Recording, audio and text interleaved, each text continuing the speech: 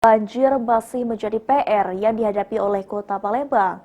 Untuk mengatasinya, Balai Besar Wilayah Sungai BBWS Sumatera 8 akan melakukan penambahan pompa estafet untuk menyedot air ke Sungai Musi serta melakukan revitalisasi kolam retensi.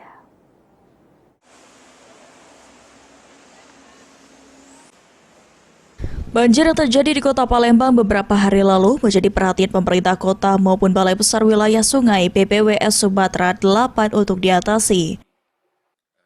Ketua Tim Pelaksana Operasi dan Pelaksana BBWS Sumatera 8, Lufianti menyampaikan jika Kota Palembang berdasarkan topografi termasuk daerah bantaran banjir. Sejak dari dulu jika air sungai sedang pasang, maka air akan masuk ke jalan raya dan menyebabkan banjir yang akhirnya dibuat kali-kali untuk mengatasinya.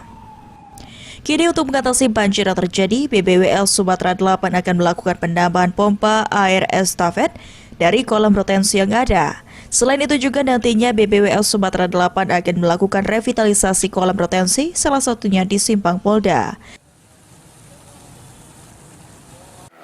Jadi dari Simpang Polda itu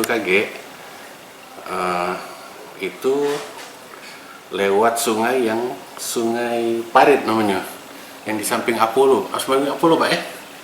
Nah itu ada di situ lokasi yang cekungan kolam juga sebenarnya.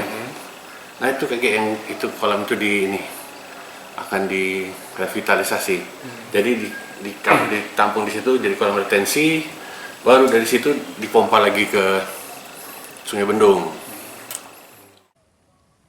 Rencananya pelaksanaan penambahan pompa air dan revitalisasi kolam retensi akan dilakukan tahun ini oleh Balai Besar Wilayah Sungai Sumatera 8. Tim Liputan PAL TV.